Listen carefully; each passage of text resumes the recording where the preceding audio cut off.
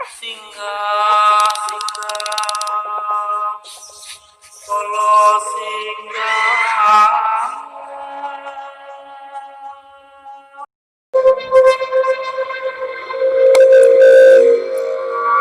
Peristiwa ini terjadi pada tahun 2011 lalu, saat rumah bergaya klasik yang ada di depan rumah Resa semakin hari semakin tak terurus. Resa tinggal di sebuah rumah yang lokasinya berada di belakang sebuah rumah klasik yang cukup besar. Rumah itu dihuni oleh pasangan suami istri yang sepengetahuan Resa belum dikaruniai anak. Dikarenakan yang tinggal di rumah klasik itu hanya berdua, rumah itu seperti tak terurus.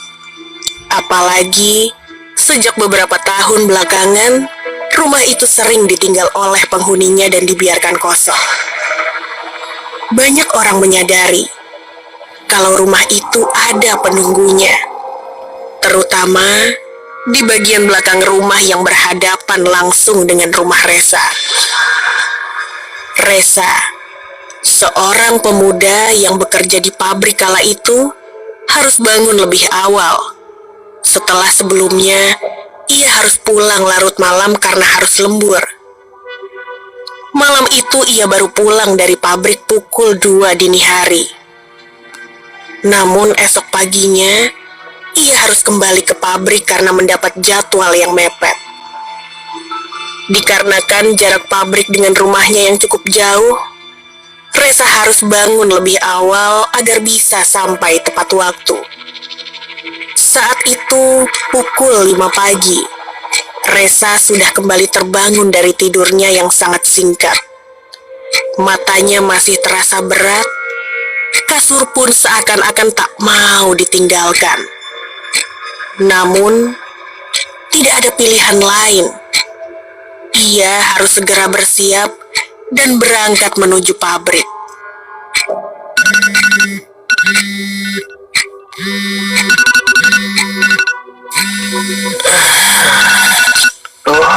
Jam berapa sih nih? Perasaan baru juga tidur.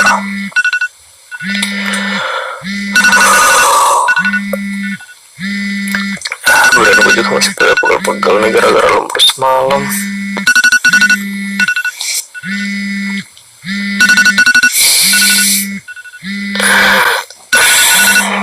Iya, aduh, berisik banget sih alarm. Ini gue juga udah bangun. Jam 5 aja lagi. Resa kemudian bergegas bangun dari atas kasurnya dan mulai beranjak ke kamar mandi.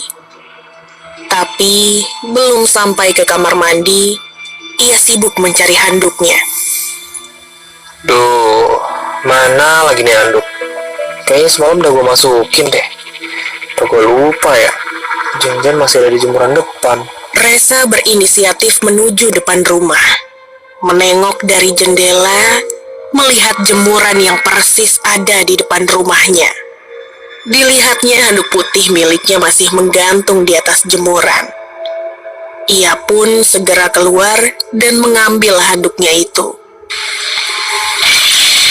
Nah, bener aja masih di jemuran. Bikin kerjaan aja nih subuh-subuh gini.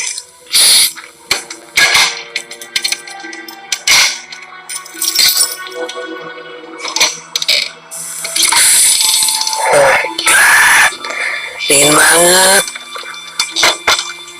Resa yang saat itu hanya memakai kaos dalam dan celana pendek, benar-benar merasa sangat dingin.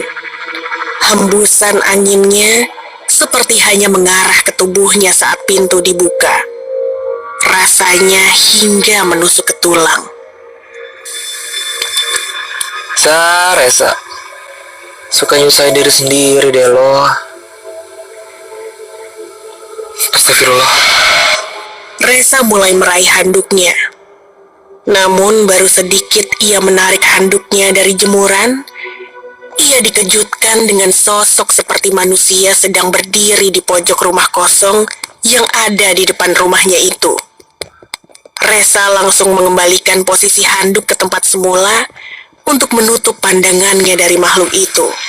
Duh, apaan ya tadi? Masa iya gue ngeliat setan? Nggak mungkin lah, mata gue salah lihat. Tapi itu kan rumah emang udah lama banget dibiarin gitu aja. Penasaran. Gue lihat lagi kali ya. Ya Allah, beneran. Masih ada lagi penampakan. Resa dengan cepat menutup lagi pandangannya dengan handuk putihnya itu. Kali ini, dia semakin yakin kalau yang dilihatnya itu adalah seorang perempuan dengan jubah putih yang rambut terurai menutup wajahnya. Oke, nggak usah gue lihat lagi. Gue yakin bener kalau yang gue lihat tadi tuh kuntilanak. Oke, gue akan masuk ke rumah secepat mungkin. Dengan perasaan yang masih deg-degan, Resa berusaha untuk tetap santai dan kembali ke dalam rumah dengan cepat. Namun ketika Resa menarik handuknya dengan cepat, ia justru dikejutkan dengan sosok perempuan yang berdiri di balik handuknya itu. Wajahnya masih tak terlihat, rambutnya begitu tebal dan baunya sangat menyengat. Seketika, Resa teriak sekencang-kencangnya dan berlari ke dalam rumah. Setan! Gila, itu setan ada di depan muka gua.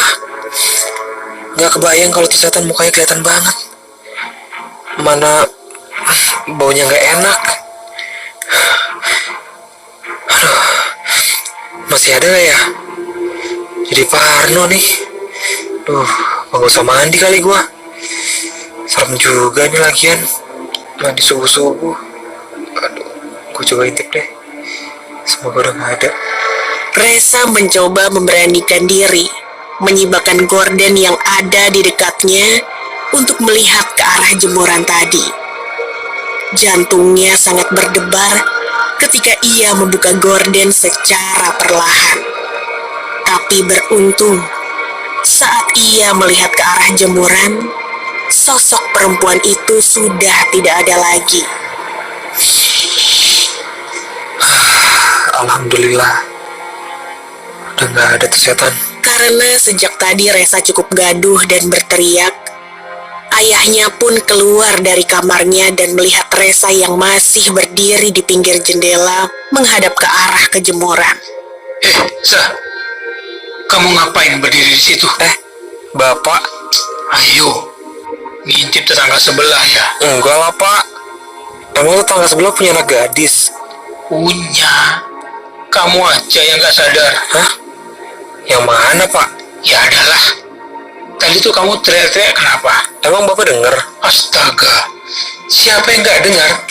Kamu teriak kenceng begitu. Lihat apa kamu? Anu, Pak. Apa? Anak gadis kan? Hah? Udah sana, mandi. Setelah bertanya-tanya kepada Resa, ayah kemudian kembali lagi ke dalam kamar.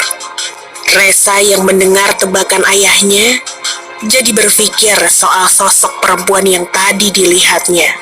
Si Bapak kok tahu ya kalau tadi gue habis ngeliat perempuan? Terus kenapa dia juga bilang kalau perempuan itu masih gadis? Aneh banget. Gue mandi aja deh daripada kesiangan.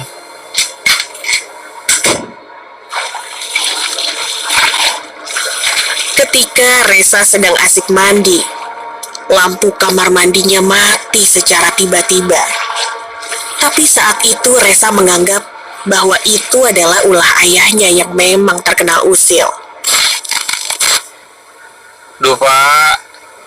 Jangan bercanda dong. Rasa udah kesiangan nih. Tak ada jawaban dari luar kamar mandi. Resa pun mempercepat gerakan mandinya dan segera beranjak keluar. Rese nih si Bapak. Gak tahu kok kalau tadi gue habis lihat setan. Kan makin parno.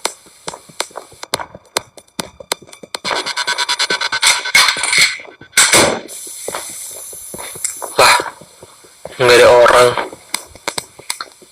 Tapi kok lampunya tetap nggak nyala ya? Apa rusak nih lampu? Tapi masih dadakan gini sih? Biasanya kan kedap-kedip dulu. Udah bodo amat ah. Reza langsung bergegas ke kamarnya dan bersiap untuk segera berangkat menuju pabrik. Beberapa saat setelah Reza bersiap-siap, ia langsung melaju dengan sepeda motornya.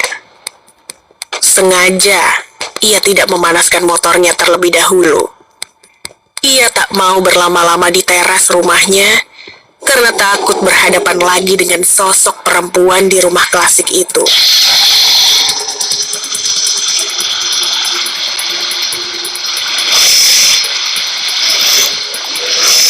Namun saat Reza keluar dari rumah dan melewati rumah klasik itu, ia melihat perempuan berbaju putih dengan rambut panjang yang kali ini tidak menutup wajahnya. Perempuan itu tersenyum ke arah Reza, seolah mengantar kepergian Reza yang menuju pabrik dengan semangat. Reza yang melihat perempuan itu langsung berkomat-kamit membacakan surat-surat agar perempuan itu tidak mengikutinya dari belakang. Astagfirullah. Apa itu perempuan yang di jemuran tadi ya? Kok dia senyum ke gua sih? Ya Allah, lindungi hamba ya Allah. Hingga keesokan harinya, kejadian itu kembali terulang. Dan Reza mulai terbiasa dengan kehadiran perempuan itu. Sampai suatu ketika, Reza mulai berani menanyakan tentang perempuan itu kepada ayahnya.